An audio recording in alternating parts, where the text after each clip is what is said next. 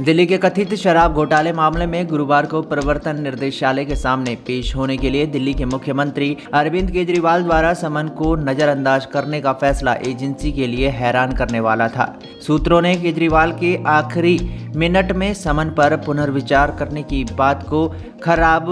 कानूनी सलाह बताया है। उन्होंने कहा कि इस मामले की सुनवाई जल्द खत्म करने के सुप्रीम कोर्ट के निर्देश का पालन सुनिश्चित करने के लिए दिल्ली के मुख्यमंत्री को नया समन जारी किया जाएगा। दरअसल एक रिपोर्ट के अनुसार एजेंसी के सूत्रों ने कहा कि केजरीवाल द्वारा बताया गया कारण 5 राज्यों में चल रहे विधानसभा चुनाव के लिए आम आदमी पार्टी के प्रचार में उनकी करीबी भागीदारी और पार्टी कार्यकर्ताओं को मार्गदर्शन देने की उनकी आवश्यकता केवल उन्हें समन को जस्टिफाई करने का काम करते हैं। ईडी को लिखे अपने पत्र में केजरीवाल ने कहा कि दिल्ली के मौजूदा मुख्यमंत्री और आपका राष्ट्रीय संयोजक होने के नाते उन्हें चुनाव प्रचार के लिए यात्रा करनी पड़ती है और पार्टी के क्षेत्रीय कार्यकर्ताओं को राजनीतिक मार्गदर्शन प्रदान करना पड़ता है। ईडी के सूत्र ने कहा कि पार्टी के प्रचार के साथ केजरीवाल की इतनी करीबी भागीदारी से पता चलता है कि वो पार्टी के गोवा में प्रचार के लिए शराब घोटाले से अपराध की आय के कथित उपयोग से अनजान नहीं हो सकते थे। ये एक संकेत है कि ईडी के जांचकर्ता केजरीवाल से गोवा में पिछले विधानसभा चुनाव के लिए आपके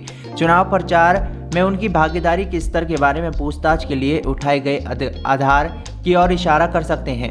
विशेष रूप से क्या वो गोवा प्रचार में शराब घोटाले से मिली रिश्वत के उपयोग के बारे में जानते थे और इसमें शामिल थे। सूत्रों की माने तो पिछले महीने सुप्रीम कोर्ट का एक प्रश्न था जिसे ईडी के इस आरोप को अस्थायी रूप से स्वीकार कर लिया गया था कि शराब घोटाले से मिले 338 करोड़ रुपए की रिश्वत का इस्तेमाल गोवा में किया गया था कि एजेंसी ने आप मुखिया से पूछताछ